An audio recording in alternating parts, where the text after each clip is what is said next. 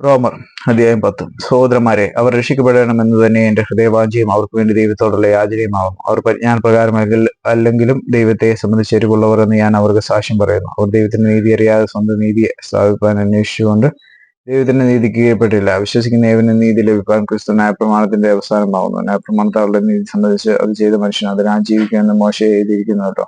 വിശ്വാസത്താളുടെ നീതിയോ വിവരണം പറയുന്നു. ക്രിസ്തുവിനെ ഇറക്കണമെന്ന് വിചാരിച്ച് ആർ സ്വർഗത്തിൽ കയറുമെന്നോ, ക്രിസ്തുവിനെ മരിച്ചവരുടെ ഇടയിൽ നിന്ന് കയറ്റണമെന്ന് വിചാരിച്ച് ആ പാതാളത്തിൽ ഇറങ്ങുമെന്നോ നിന്റെ ഹൃദയത്തിൽ പറയരുത്. എന്നാൽ അത് എന്ത് പറയുന്നു? വചനം നിനക്ക് സമീപമായി നിന്റെ വായിലും നിന്റെ ഹൃദയത്തിലും ഇരിക്കുന്നു.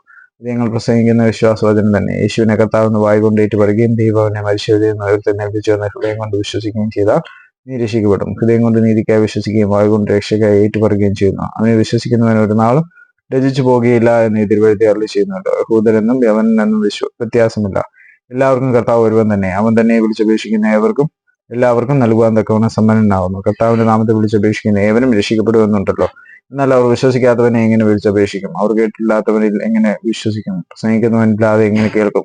ആരും അയക്കാതെ എങ്ങനെ പ്രസംഗിക്കും? നന്മ സുവിശേഷിക്കുന്നവരുടെ കാലം എത്ര മനോഹരമെന്ന് എഴുതിയിരിക്കുന്നുവല്ലോ. എങ്കിലും എല്ലാവരും സുവിശേഷം അനുസരിച്ചിട്ടില്ല. കർത്താവെ, ഞങ്ങൾ കേൾപ്പിച്ചത് ആർ വിശ്വസിച്ചു എന്ന് യെശയ്യാവ് പറയുന്നുവല്ലോ. ആകയാൽ വിശ്വാസം കേൾവിയാലും കേൾവി ക്രിസ്തുവിന്റെ വചനത്താലും വരുന്നു. എന്നാൽ അവർ കേട്ടില്ലയോ എന്ന് ഞാൻ ചോദിക്കുന്നു. കേട്ടിരിക്കുന്നു നിശ്ചയം. അവരുടെ നാദം സർവ്വഭൂമിയിലും അവരുടെ വചനം ഭൂതലത്തിന്റെ അറ്റത്തോളവും പരന്നു. എന്നാൽ ഇസ്രായേൽ ഗ്രഹിച്ചില്ലയോ എന്ന് ഞാൻ ചോദിക്കുന്നു. ജനമല്ലാത്തവരെ കൊണ്ട് ഞാൻ നിങ്ങൾക്ക് എരിവ് വരുത്തും. ഓടുജാതിയെ കൊണ്ട് നിങ്ങൾക്ക് കോപം ജനിപ്പിക്കുമെന്ന് ഒന്നാമത് മോശെ പറയുന്നു. യെശയ്യാവോ, എന്നെ അന്വേഷിക്കാത്തവർ എന്നെ കണ്ടെത്തി, എന്നെ ചോദിക്കാത്തവർക്ക് ഞാൻ പ്രത്യക്ഷനായി എന്ന് ധൈര്യത്തോട് പറയുന്നു. ഇസ്രായേലിനെ കുറിച്ചോ അനുസരിക്കാത്തതും മറുത്തു പറയുന്നതുമായ ജനത്തിങ്കിലേക്ക് ഞാൻ ഇടപെടാതെ കൈനീട്ടി എന്ന് അവൻ പറയുന്നു.